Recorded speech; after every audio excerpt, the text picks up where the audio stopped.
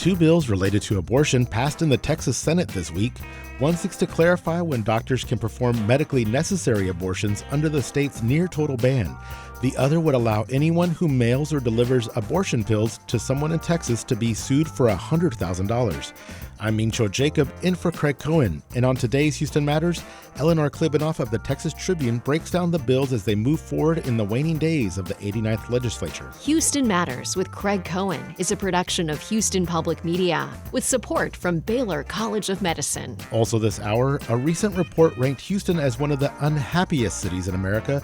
We'll try to prove them wrong by having listeners and guests share what they're happy about. You can share yours now at talk@houstonmatters.org. And I sit down with the outgoing Houston Poet Laureate, Eris Keon Brown, and her successor, Reyes Ramirez. We start with a news update from NPR and News 88.7. Stay with us.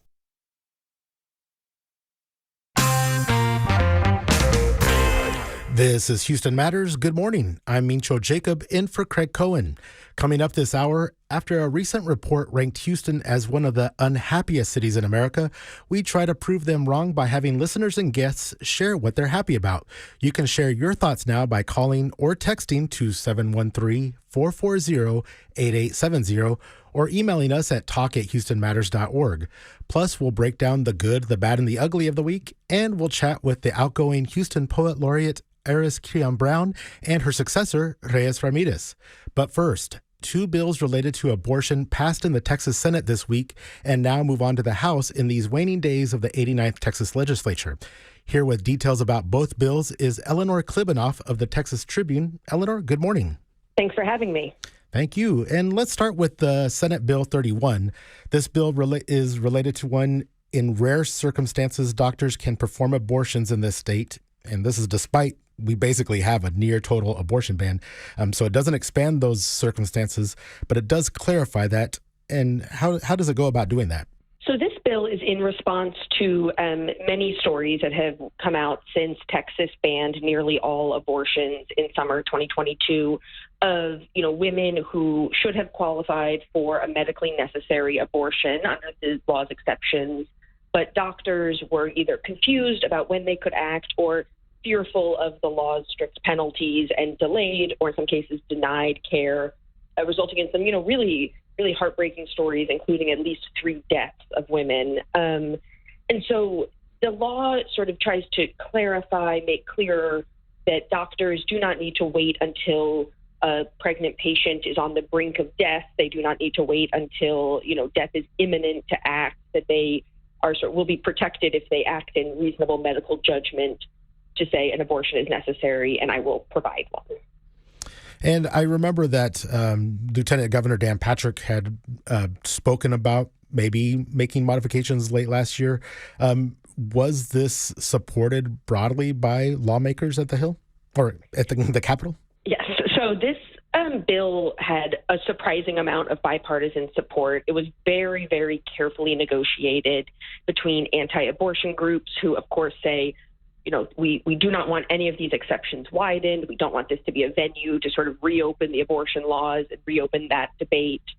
And then the medical associations and medical groups who say, we just need clarity for our members. And then, among that also are the Democratic lawmakers who have signed on to this to say, this is not what we want. We want abortion restored in Texas, but this will give people the clarity that they need. So it has had wide bipartisan support. There have been some hiccups along the way, as with anything, but for the Texas legislature, this has been sort of a remarkably bipartisan process. And what did some of the Democratic senators have to say? I know that Carol Alvarado and others did have reservations. And what were they saying about this bill? So I think at this point, by the time it passed the Senate, the main criticism was, I think Senator Molly Cook summed it up well, where she said, to paraphrase her, sort of, it's hard to celebrate this as a win because the people who are, sort of taking credit for clarifying this bill are the same ones who wrote these bills and put us in this situation. And so I think there's a little bit of frustration that this is being touted as a big win when in fact it's a moderate clarification of a ban that they don't agree with. Along the way, there were also a lot of disagreements about this very complicated legal question of whether this law would accidentally revive or bring back to life a pre-Roe statute, a Texas abortion law that goes back before the Civil War even, that would allow the state to criminalize women who have abortions, not just the providers. And there was some amendment language added to say, nothing in this bill would allow the state to criminalize a woman who has an abortion. But that appeased Democrats enough to vote for it, but I would say they weren't thrilled. And it now goes to the House. How likely is it to pass there? I think it has very good chances of passing. There's similar bipartisan support in the House. I think a lot of the kinks got worked out in the Senate. There's been a lot of machinations behind the scenes on this bill to make sure that there's not sort of last-minute surprises. I do think we will hear more conservative concerns in the House. We're going to hear from some lawmakers who say, leave the laws alone, or if anything, go even further with them. And so it's going to sort of have a headwinds from both sides in the House that it didn't have in the Senate. But I think in the end, they will probably have the votes to pass it. And the other bill that passed the Senate this week relates to abortion medications. What would Senate Bill 2880 do? So this certainly does not have bipartisan support, right? This is a very different kind of bill. This, although it is being carried by the same sponsor, Senator Brian Hughes, this bill is a wide-ranging crackdown on abortion pills. Since the state banned abortion, a lot of women, an unknown number of women, because it's really hard to track, are using abortion pills that they get online or they get from out of state or they get from over the border to terminate their pregnancies. And it's been a great source of frustration for Republicans who want to fully ban abortion, not just shut down the abortion clinics here. And so this bill would create really, really large civil penalties against anyone who manufactures, distributes, or gives someone these pills in Texas. And this bill, does it have as good a prospect in the House? This bill certainly is going to face a much harder road in the House. So there's a similar proposal being carried by a House member. There was a committee hearing on it last week, and it went on a long time, got pretty contentious. It's still sitting before that committee. So I anticipate a lot more resistance to this in the House.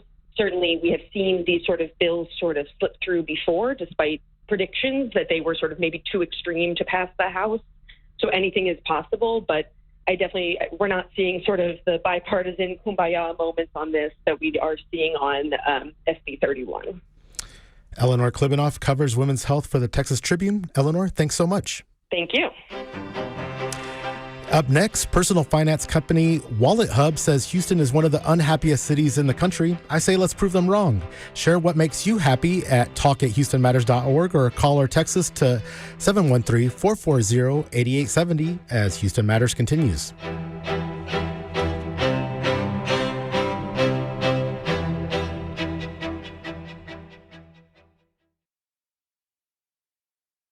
This is Houston Matters. I'm Ming-Cho Jacob, in for Craig Cohen. A recent report ranked Houston as one of the unhappiest cities in America. As Houston Chronicle's Ralph Green reported, WalletHub ranked the happiest cities in the country based on a variety of indicators such as emotional and physical health, income, job satisfaction, community, and environment.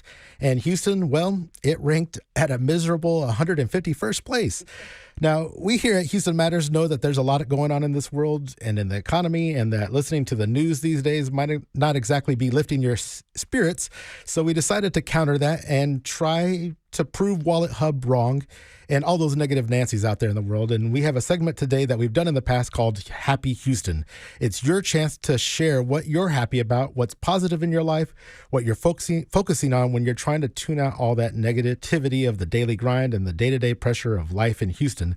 You can share your happy thoughts now at 713-440-8870. You can call or text, or you can email talk@houstonmatters.org. And joining me in the studio now to share their thoughts are our own Brenda Valdivia, whose voice you hear as a producer on Houston Matters and throughout the day here on News 88.7, and Darrell Douglas, managing partner at the Outreach Collective. Brenda, Darrell, thanks for being here. Thank you. I'm so glad to be here. I'm so happy to be here. Yes, exactly. We're not going to think about the hail. Yes. I'm so glad Darrell is joining us too, because me and him came up together. We've known each other for quite a few years. We're like kids in a church outside. Yes. Just trying not to giggle outside of the studio as Yes. we're catching up. Yes. Well, that's wonderful. And, what do you think of that assessment that Houston is not a happy place? I don't think they talk to the right people. Because I think if you talk to some people who've had some really good food in Houston, the fact that we never have to wear winter coats in Houston, the fact that, it's a really beautiful place. A lot of cities, you go downtown, that's where all the fun is. That's not how Houston works. So if you talk to people downtown in Houston, you probably got some pretty bad answers. Right. What about you, Brenda? I'm kind of in an agreement, because it really just depends on what region you're going to. Houston is so large and there's so many different flavors of it. It just depends on what area of town you're in. There have definitely been times where I'm like, I got to get out of here. I'm stressed out. And then I end up going to, Herman Park, or I go to a museum. Yes. Or I just go to a nice cafe and I de-stress. I know people who literally just send out a post on Instagram or something, and they say, my office hours, and I'm going to Black Hole Coffee. I'm going to be there for about 4 hours. Yes. If you want to come by and catch up, I'm going to be here all day. Yep, I do it at Doshi House. You do it? I do it at Doshi House. Yeah, there's so many different places, Yes. different spots to get. And, one of the reasons that we called you, Darrell, was that as soon as we were brainstorming, Brenda was like, I got this guy. I've known him forever. He texts me first thing in the morning, seize the day. Yes. How are you Absolutely. such an evangelist of happiness? I think it's all about the way that you look at it. Like, my first job out of high school was working for the Texas prison system, and I literally hated putting on that uniform every day. But it's all about the way that you look at things, because at the time, what I didn't realize was this job that I hated would turn into opportunity. And today I get to run a nonprofit called Houston Justice, and I would have never been able to do that if it weren't for like that. So to me, it's all about the way that you look at things. And then I'll say this, it's all about the people, places, and things around you. So if you hang around negative people all the time, people who don't text you things like seize the day, you're going to be in a bad mood. If you go to places that are dum, dum, dum, then you're not going to have a good time. And what's beautiful about this is just like a museum curator chooses what pieces are in and out of an exhibition, you get to do that with your life. Yeah. There's so many wonderful places. Brenda, what is your favorite place here in Houston? That it generally depends on my mood, because there are times where I want to be introspective. I want to focus on myself. And if that's the case, I'll go for a walk. Now, there's various parks I like to go to. Mason Park, I think it's an underrated gem. It's in the East End. I'll also go to Memorial Park. That's a 3-mile stretch if I wanted a longer walk, but I still want to stay in the city. But I often find, during the weekend, if I feel like I want to be active, but I don't want to be too invested in what's going on, I love going to farmers markets, because that lets me meet everyone. And, I did that Houston sandwich series about a month ago. That let me experience Houston in a way that I wasn't considering before. Is that to appreciate every single piece that goes into something we take for advantage of. It's like a sandwich is just a sandwich until you realize there are bakers involved, and growers, and deli mongers, and cheese makers. And there's so many stories behind the things that we just accept on the day-to-day average. But once you start pulling those threads, you get the opportunity to not only hear their stories, but also just have fun. Yes. A lot of people are funny. Yes. People are just yes. generally funny because they're excited about what they're working on, and they want to share that with you. Oh, yeah. Well, we had a submission. Karen said she's very happy when she's out in her garden. I agree. That's how I find my happiness, is going out and looking at my corn growing. And Yeah, we've talked about that a lot. Every time I talk to you, you're like, I have some okra coming in. Oh, yes. Who is this guy? How big is your garden, and how often do you spend out there? I try to be out there every day I get off of work. Yesterday, I didn't get much of a chance, but my wife was out there. We have about a, 20 by 20 foot patch of corn. We have beans in there. Ooh. We have like 8 or 10 beds with some okras, some tomatoes, some melons. I'm humbled. I didn't realize it was every day. Like a once a week kind of thing. You mentioned Herman Park. they have the elephant exhibition going on right there. And all of my neighbors were telling me about it. I thought it was actual elephants. And I was like, where are they? And they're like, oh, they're just throughout. And I'm like, wow, like how could they make that happen? And then you go and it's like sculptures of elephants. Which is the art we have here in Houston, right? The art we have here in Houston. Also do love going to street art events. I find like museums to be the end result. Like they go through so many hands at that point. But man, I do love going to a street festival and you find somebody who's like, I woke up and started making art today. I'm selling this for $5. And it's just crayon scrawled on a piece of paper with stuff glued on it. But it's done so beautifully and in such a way that I've never considered it before. And I'm like, yeah, I love this stuff. Give it to me. The shops they have over on Navigation, they have like this public sort of like market almost that's right in front of Ninfa's on Navigation. Yeah. That's cool on the weekends to go and just, meet people and buy things. Yeah. I love it. Tommy says, for being such a car-centric city, Houston has a ton of parks and green spaces. We're right there with you. We have some top-tier parks like Herman and Memorial. Buffalo Bayou Partnerships is making miracles happen, connecting trails from Eleanor Tinsley Park to the East End. I agree, the Buffalo Bayou's system is wonderful. We have 18 disc golf courses in the greater Houston area, far beyond most cities. I'm happy to be here. If the weather is too rough, go to the park. I don't know. Don't go to the park today. They're this weekend, but... If you do want to have a laugh, watch me try to play disc. But, an underrated gem I don't think gets talked about enough is the Houston Arboretum, which focuses on restoring that area to the native conditions of Texas. So there are people who all they do is remove invasive species to make sure that it stays as Houston and as wild and as free as possible. So if you ever want to see what the bayous really look like here, hundreds of years before Houston was settled, if you want to see like old growth trees, go to the Houston Arboretum. You will feel like you're completely outside the city. It's absolutely beautiful. Lovely.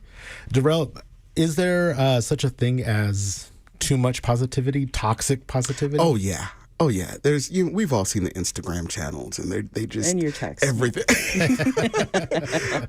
but at the same time, like I think there has to be like this balance, right? Like without the rain, there are no flowers, right? So like there's a little bit of negativity that goes into the things that become positive. Like I've been trying to work out more. So like today was like day number 10 with a personal trainer. Okay. Every morning, I hope he's not listening. Every morning I roll over and I think of an excuse that I could use to get out of training for that day. I haven't used it yet, but it's like I feel so good after. So it's like, yeah, beat yourself up for an hour and after you get the endorphins that make you have a good day. Nice. We have about a minute. What are two things that you would recommend to folks? Each of y'all, what's something that you should recommend to somebody if you're feeling down? What makes you happy this weekend? Go outside, get some sunlight. That's number one. Number two, the people that you love, that make you laugh, that make you think, reach out to them. There's a video of a woman who times how much it actually takes to do things that she's been putting off for months. Generally only takes minutes. I started doing that. It's game changing. Oh, it makes me feel so much better to unclutter something and it's done and I feel so refreshed. Oh my God, my laundry is just over. Wow. Well, I wish we had more time, but if you didn't get a chance to share what makes you happy on the air, still send it to us to talk@houstonmatters.org. Darrell Douglas and Brenda Valdivia, thanks so much for sharing yours. Yay. Darrell Douglas is managing partner at the Outreach Collective, and Brenda Valdivia is, of course, my colleague here at Houston Matters. Just ahead, the USDA throws out a proposed rule limiting salmonella in poultry. This week, the non-expert panel weighs in on intrigues of the news on the good, the bad, and the ugly as Houston Matters continues.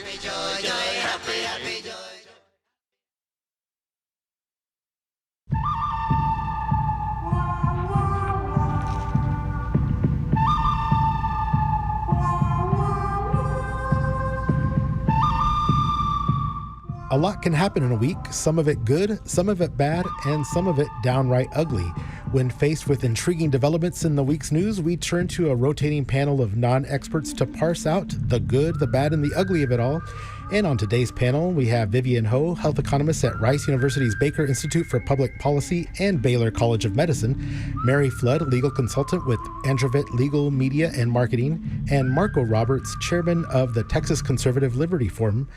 Vivian, Mary, Marco, welcome to Houston Matters. Happy to be here. Thanks. Panel, the USDA announced last week that they will no longer seek to implement a new rule that would require poultry companies to keep levels of Salmonella bacteria under a certain threshold and a test for the presence of 6 strains of Salmonella most associated with illness. The CDC estimates Salmonella causes 1.35 million infections annually, most of them through food, and about 420 deaths. Last year, Dr. Emilio Esteban, USDA Undersecretary for Food Safety under the then Biden administration, had this to say about why they wanted to change the rule.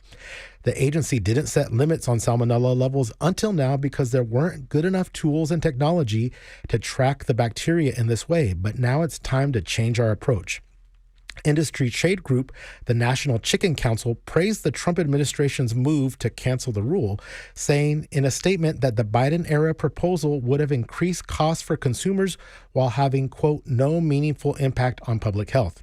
So, withdrawing a proposal that sought to reduce Salmonella in poultry, is this good, bad, or ugly? Mary Flood. Ugly. This is ugly. Trump calls it Make America Healthy Again. I mean, it's more like Make Salmonella Great Again. This White House has enacted so many moves to harm the health of Americans and others around the world. It's dizzying. The dangerous results of the layoffs. At the FDA, they're not going to be able to test milk and dairy as much, delaying some changes in checking contamination in food. At the Department of Health and Human Services, they've said they're doing less food testing because of it. And add to that what they've done to the CDC website, taking down information about COVID, about HIV. It doesn't surprise me that the National Chicken Council, and I don't know, that name sounds like they're all cowards. Bunch of chickens. It's like, but anyway, it doesn't surprise me that they would say, hey, we'd rather not be regulated. Most industries would rather not have consumers or the government regulate them. But the only thing I can imagine is the White House somehow thinks there's a certain number of people who can die and it's okay if you can claim you cut bureaucrats. I find the whole thing really shameful. Is this good, bad, or ugly? Marco Roberts. There's a lot of information not present in the reports that I saw. They made no mentions of what this effect would have. It didn't mention anything about the cost, nothing at all. And of course, these issues are always kind of like pay their fair share. It's a very vague. It always sounds like, well, no matter what the tax rate is or what the distribution of benefits are, you can always argue, well, they're not doing their fair share because it's not objective. There's no measurement here. You don't even know what you're talking about. And so it's an easy thing to say, well, can't we just make it safer? Well, sure, but there's many other things you can work on that affect a lot more people. For example, 40,000 people die in car accidents this year. Just a century ago, you would have been more likely to die of a lightning strike than of Salmonella poisoning today. So that's just to kind of give you a perspective of how unlikely this is going to affect you. And the fact is already, regulations already add about 20 to 25% to the cost of food. And there may be other legitimate issues that Mary has raised. And some of them, I think, are legitimate issues, but not all of them are. And I would also like to point out something else. If you really want to look at the bang for the buck, right? The biggest killer is, of course, heart disease. Kills close to 800,000 Americans every single year. And you know what increases your chance of heart disease and heart attack? Getting mad. That increases the rate of heart attacks and heart disease, and really just being affected by this. Well, then you're not helping me at all right now. Well, but here's my point. The thing is, I would suggest to all the listeners is don't be upset by this story. It's not worth the anger. It's not worth the cost. And that's a free bit of advice that will make you healthier in the long run. We are always looking at these stories. Everybody's primed on both sides to get mad about every single thing. And I'm going, there are legitimate things to get mad about. The Trump administration. This is not one of them. It's not worth it. Just have a nice day. And hope you don't get salmonella. Have a nice day. Chances are tiny. Vivian Ho. It's Friday, Marco. So yeah, I agree with you. Let's have a good day. So I think I fall between Marco and Mary on this. I'm glad I have not died from food poisoning, but I've had it more than once, and it really is unpleasant. So there's a cost to, we say the cost of the mortality, and then there's a cost to the morbidity. I do appreciate that Dr. Esteban said that the science has advanced, so we can set a minimum criteria over which, we worry about lots of people getting sick. So it would be nice if policy changed in response to advances in science. However, maybe we could think more creatively in terms of what we do in terms of a regulatory response, so it's not as expensive. And, I got a little bit of a chance to look into, so what happens if you're a farmer and you have a salmonella outbreak that they can trace back to you now? It turns out there doesn't seem to be a fine. Like, they have a bunch of inspections and they make you clean your stuff up. But, to me, why don't we just change this to, if there's a salmonella outbreak and they trace it back to your farm, you're required to pay double or triple the damages of everything, all the sicknesses that you caused and all the costs that it took to figure out that it was you. And in that sense, you put the right incentives on the producers, because if you don't have a regulation, there's no incentive for anyone to worry about what you're doing. You can sort of make the food supply safer, but not as costly. I mean, we need to get smarter about regulation, not just throw it all out the window. I can get behind that. That's pretty interesting. I don't know any of the facts and how much, and whether it would put farmers out of business or what the government really does, but it's an interesting idea. Well, self-policing, there's an advantage to self-policing mechanisms, right? Because, again, it's kind of like, each farmer can maybe determine more accurately what's going to work better, knowing, however, the incentive at the cost of making the wrong decision, rather than having the federal government. So I'm not sure if it always works, but this sounds like a very interesting idea that I think people should look at. All right, we solved the crisis. Yeah. Thanks, Vivian. Thank you. Second topic. All right, here we go. Panel. The developers of Raw, a new dating app that aims to cut down on catfishing and ghosting by making its users upload unfiltered real-time selfies, is exploring a new product, the Raw Ring. The Ring will allow couples to track each other's emotions in real time using artificial intelligence. Each ring, which is designed to be bought as a pair, has a microphone and biosensors to capture heart rate, skin temperature, and movement to determine how the wearer is emotionally feeling throughout the day. The team claims that the ring will be able to identify other emotional states such as anxiety or sexual arousal, including if you're there or you're not there when your partner's mood light happens to go off. Raw CEO Marina Anderson says that the idea behind the ring was to give couples more ways to explore each other's feelings on a deeper level and build more trust. Almost 50% of marriages now end in divorce, she said. We would like the ring to be a symbol of trust once again. So using AI to build emotional trust, is this good, bad, or ugly? Marco? Oh, I hate this. I think it's ugly. I don't know how many of you are Star Trek fans. Anyone here? No? Oh yeah, you okay? yeah, sure. You look like one.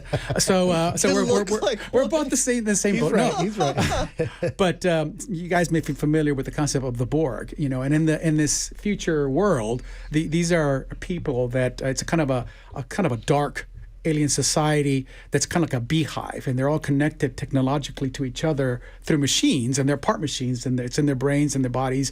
And while they have some individual identity, they are all connected to this technological architecture, a hybrid, which really directs everything, like algorithms and computer programs, and overrides them when necessary or when it thinks to do that. They have some individual capacity, but it's limited and subordinate to the hive. And I'm thinking, in this future, in the Star Trek series, we're the humans and they're the Borg. But I think in the future, actually, we're headed to being the Borg. We're the ones that little by little are connecting ourselves to this super architecture. We already have social media deciding which posts our friends see, which ones do we interact with. It's a corporation deciding these things for us. We have emails finishing our sentences, trying to tell us how to complete the sentence. You have to kind of keep overriding it. You have now all your biological data now being tracked online little by little, with more advice coming proactively. The other day just typed in the first 3 words to start looking at it at Bing, and it auto-completed the correct search. I don't know how it's doing that. But so I just don't like this. I did it, actually. Oh, yeah. I am the Borg. Sorry. I can see that. So I don't like it. I don't think it's trust. And honestly, if you need a ring, you've got other problems. I just think that if you need a ring, you've got other things to think about. How about you, Mary? Good Lord, this is ugly and so creepy. The name is really unfortunate. It conjures both unprotected sex and uncooked chicken. It's just, ugh. Oh my God. Okay, Mary. You're welcome. But yeah, free legal advice from like Marco said, it's not an emblem of trust. It would be an emblem of distrust. You know, I do have a Fitbit, and I like the smartness, and I like learning what's going on. And I suppose my significant other, were he like 30 years younger and tech savvy, could hack in and see, but I don't know what good it would do him. What this reminds me of is the 70s and the 90s, but really big in the 70s, they had a thing called a mood ring. And it supposedly changed colors if you were interested in someone. And I was a young baby journalist, and I was covering the police beat. And I went into the homicide detective's office, and this one guy comes up, and my mood ring changes colors. And they have him walk away and come back, and it changed colors again. And needless to say, these guys are heartless anyway. It was a mess. But I kept thinking, he was like 30 years older than me. Not particularly attractive, not particularly smart, not particularly charming. So I assumed it was like his aftershave, his cologne, or maybe something emanated from, you know, homicide detectives classically wear cheap suits. Something coming from the suit, I don't know. But I did keep wearing it because what I wanted the homicide detectives to do was talk to me and enjoy me showing up. So it was actually pretty good for me. But I wonder if this ever becomes a reality, and I don't believe it really will. What it would do with someone who's like a psychopath or deeply depressed, if they would show stuff like this. But I think the real winner, if it really comes out, would be a controlling spouse abuser. It would be great for them. Ooh, that's dark. What about you, Vivian? Good, bad, or ugly? Yeah, you know, I have to agree with Marco and Mary. It is ugly. Although I will say, as an economist, you know, it's a free market, so this company is allowed to develop this product and try and sell it, but pretty clear from the discussion that, you know, they're not going to have any customers in this room, and I don't know who's going to be interested. You know, the fact that they were saying that it restores the ring as a symbol of trust, you know, it's a trigger to me. I had a divorce, a first marriage, and I thought the physical things like a ring and a marriage certificate were protection, and clearly they weren't.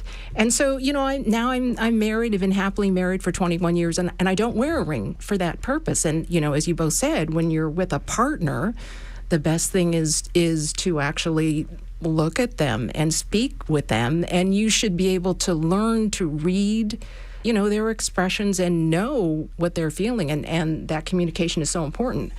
I will say, you know, where this would be super handy, if you've lived with a teenager, you know, they come home, how was your day? You know, grunt. There's like, fine, yes, no, and a shrug.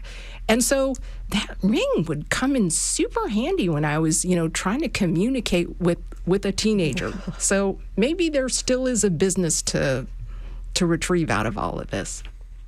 Yeah, another thing I think about is that it doesn't say it on the website, but I suspect it'd be a subscription-based product. So you buy the ring, but you're not done paying. Yeah, it's going to cost. And it only works as long as you're buying the subscription. And I just can't imagine what the trust issues will be when the rings just start turning off at random times. And I think it's the opposite of... Yeah, it's going to foment discord yes, exactly. and distrust. Why is your ring off from 4 to 6? And the teenager's going to get around it, like, in a minute, right? Well, yeah, that's true. He's just way more tech savvy than I am. Yeah, he'll go to school and say, "Hey, can you wear this ring for a little while?" Put it on the dog. Put it on. Yeah. You should just listen. You don't need AI to just listen to your partners. Right, 100%. It just seems like after 2022, AI is everything, whatever you need. It's a brave new world out there. And thank you for the Borg reference. And yes, I am a science fiction nerd, and I appreciate having my good, bad, and ugly have a reference to Star Trek. So it's always good to meet a fellow Trekkie. Resistance is not futile. Exactly. Thank you. Vivian Ho, Mary Flood, Marco Roberts, thank you so much for being here on Houston Matters and the Good, Bad, and Ugly. Thank you. Thank you.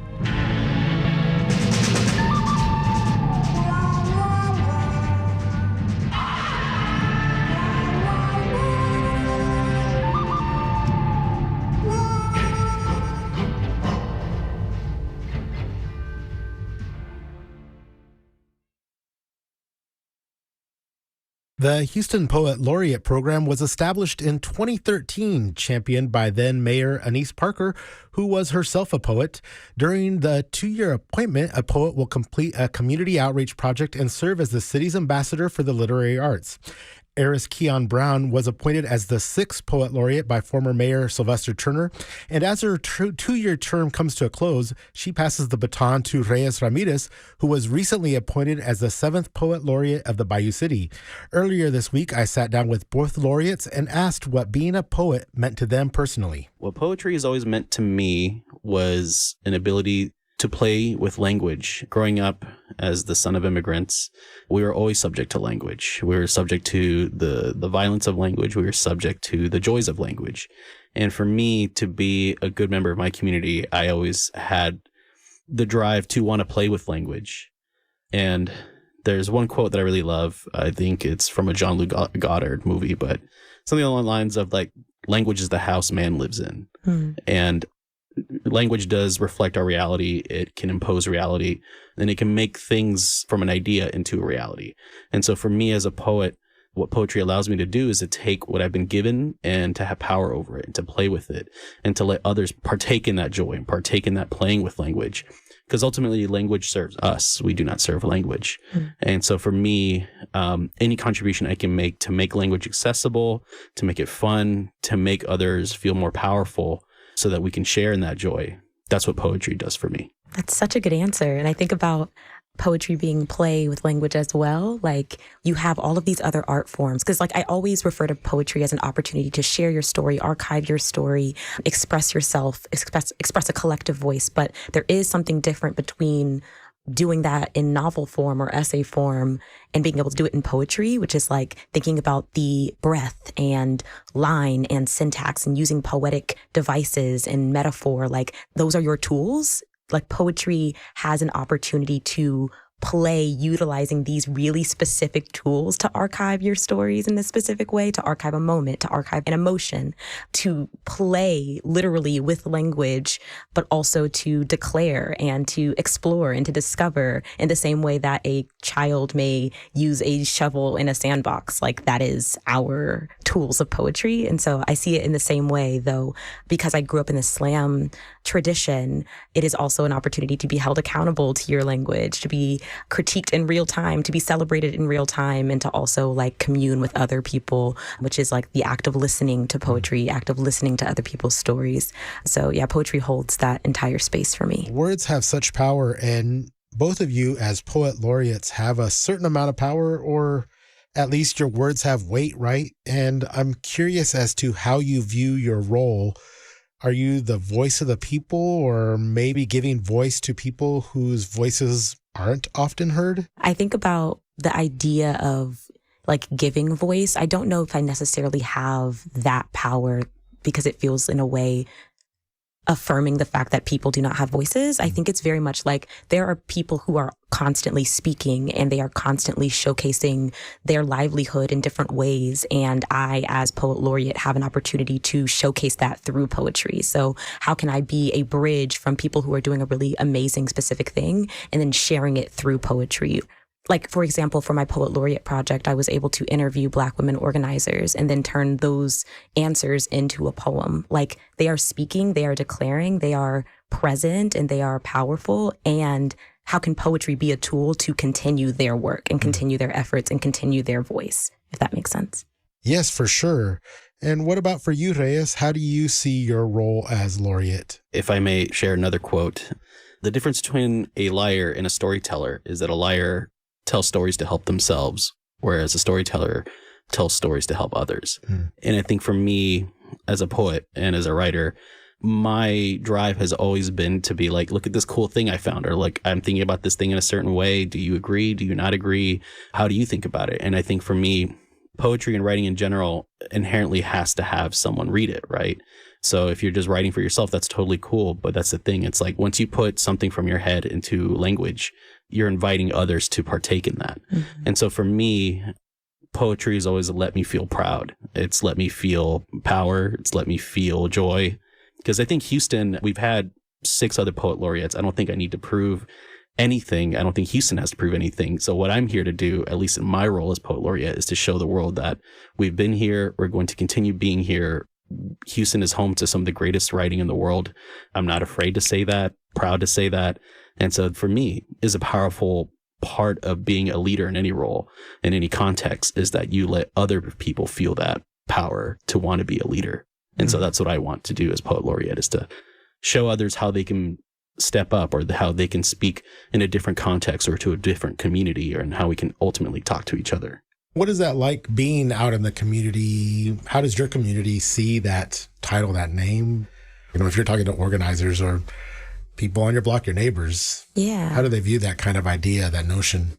Well, at least for me, a lot of people did not know what it was. There's like a lot of, the word laureate is already a little bit unfamiliar, even in the mouth. Like, people don't really say that word often. But people knew that I did poetry, and I came to all the spaces in Houston as a full person, as my full self. So I would be organizing, but I'd also have a little theater background, and I also do poetry. And there's as a full person, they knew my desire to share poetry, and through me wanted to listen and also wanted to share their own. And so when I became Poet Laureate, they kind of saw it as an extension of who I already was. They're like, yeah, I do see you as a leader in that space, or a liaison of poetry in my spaces, because I might not otherwise hear poetry if it wasn't for you. And so trying to take advantage of that trust, I was like, I can go into new schools, I can go into different community organizations, I can go into different community centers, and can I utilize this role to platform you and your work and your efforts, especially as coming from an organizing background, wanting to be like, how can this role serve the needs of your community? Is it language justice? Is it having more access to resources? Is it just making sure that people know what you're doing and utilizing art to platform that? So it's really been an extension of all my roles, and allowing people to know that, hey, there is this city position that is for you and for us and for Houston. So trying to embody that as much as possible. So you didn't do it just for the money and fame that comes with being a laureate. If only. For me, as of this recording, I've only been Houston Poet Laureate for about 2 weeks. Houston respects art. It loves poetry. It respects craft. Houston in general respects people who do things well. Whether it's poetry, whether it's dance, whether it's music, whether it's working on your car. If you do it well, Houston will always give you respect. And I think that's one of the great joys of being in this role, is how are different people showing their pride? How are different communities showing their love for each other? There's no one way to love each other. So I think the Poet Laureate position is going to give me a lot of access to how these different communities spread that love, how they keep their stories.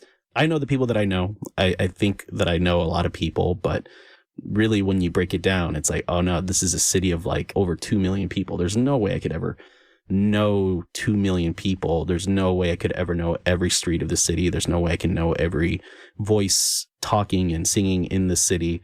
And that's both beautiful and kind of daunting. But that's kind of the beauty of a role like this, is that, again, I'm the 7th one. There are 6 other ones that have had conversations with different communities. And there are some that I'll have access to that they didn't have access to. The beauty of this work is that there's just some things I'll never know. But for the moment that I have it, I can share it and I can grow it in however way I can until I hand it off to the next person. That does make me think of a few different things. First, that I think of the dignity of someone who repairs cars, and that doing that work is just as respectable as being a Poet Laureate. I also think of the multitudes that Houston contains, especially when you talk about the different languages, the different cultures that exist and mix right here in Houston. And I know both of you have done work around language justice, and I've been thinking a little bit about the recent executive order that English is now the official language of the United States. What does that mean to you as boundaries being placed on language? Yeah, that means nothing to me. Oh, that's so nonsense. That's so silly. I kind of reject the idea of this crafted, created version of the U.S. when, one, through means of just globalization, colonization, et cetera, the U.S. is so everywhere, but also so much of what is the communities that I'm proud of make up the nation. And so you see hundreds of those in Houston itself, and the many ways in which people showcase their love for their people and their love for their country and the love for the communities they create through their language. And with the spaces that I occupy, there are times in which there are people speaking different languages that I don't know, but I still feel deeply within community with them. I've gone to protests where people are chanting in Arabic and I don't know what it means, but I still feel the solidarity. I've gone to Qawwali concerts and people of all South Asian descents are speaking Punjabi or Hindi or Urdu. And I'm just like,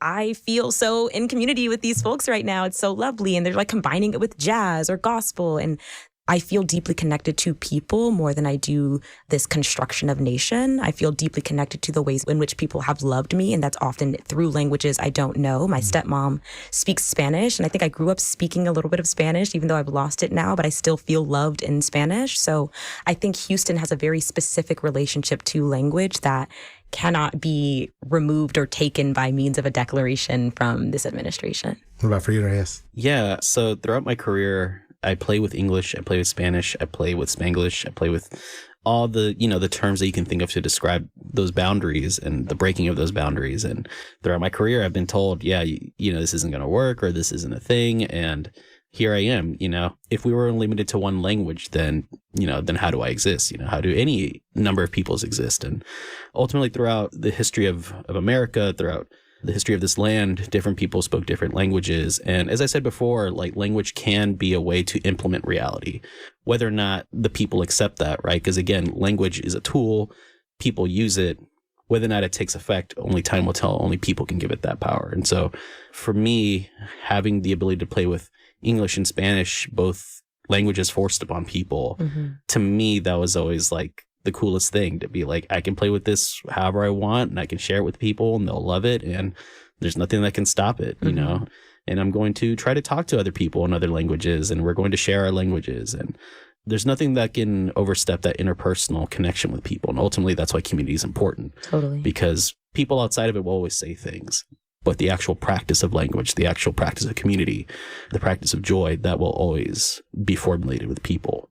And to kind of suppress languages like Spanglish or to kind of say those things are not legitimate, in a way is giving them power, because if it's enough that you have to act against it, that means that it has power.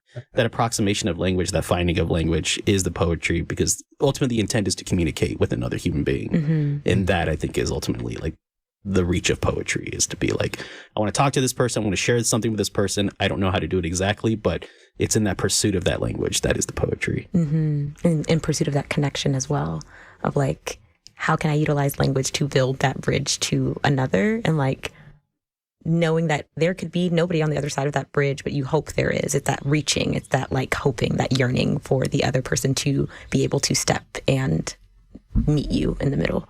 Aris, as you were handing the baton off, what have you taken away from this experience? I think I've taken away deeply that people trust me and that I've earned that trust, but also I think from the 2 years, even as I was doing side projects aside from my regular community outreach project and engaging with different communities and going to schools and making poems for protests, etc., I got a lot and felt a lot of trust from the people around me. And so I think with that, it made me want to approach my work with that same trust in myself that other people have in me, that I have room to play and I have room to explore and discover, and that there will be an audience and there will be people who are just excited that I'm putting work out. And I'm trying to maintain that trust that I have with the people that I've built that with, but I'm also trying to maintain it within myself. And what about for you, Reyes, as you take on this role and projects in mind to develop and work on? I want to create either a collection or an archive of poets working in Houston. Poetry is a practice. It's something that you do. What I want to do is I want to create a resource, whether it be online or in print. I have experience in oral histories. I have experience in virtual exhibitions, online programming. And so I definitely want to combine all my know-how and what I've learned thus far and kind of create that compendium or archive of writers and poets in Houston. So that way, if anyone's like, hey, do you know any writers from Houston? And it's like, yeah, well, we know 30, we know 50, we know 100. Just kind of give that resource to the community, to educators, to aspiring poets in Houston, being like, who is writing in the way that I want to, or who's working right now, and can I reach out to them? And let's teach living writers, let's teach local writers, let's teach the world that Houston, again, is home to some of the greatest poetry because it's in conversation, as Eris said, like it's in conversation with so many different diasporas, so many different languages. We are in conversation with the world is what I'm saying. And so I want there to be a record of that. Eris, Reyes, I want to thank you both for coming on to Houston Matters and for sharing your work and your poetry. Likewise. Thank you. Eris Keon Brown is Houston's 6th Poet Laureate, and Reyes Ramirez is Houston's newly appointed 7th Poet Laureate. The Houston Matters teams includes Craig Cohen, Michael Haggerty, Joshua Zinn, Brenda Valdivia, and Laura Walker. Jared Carroll is our technical director. On Monday's show, if all that positivity you heard earlier in the show wasn't your thing, well, we've got something for you. It's time for you to share your pet peeves about life here in Houston, which you can submit now to talk@houstonmatters.org. We'll also get an update on all things happening in the world of sports here in Houston. I'm Mincho Jacob. Join us Monday for those and other Houston Matters.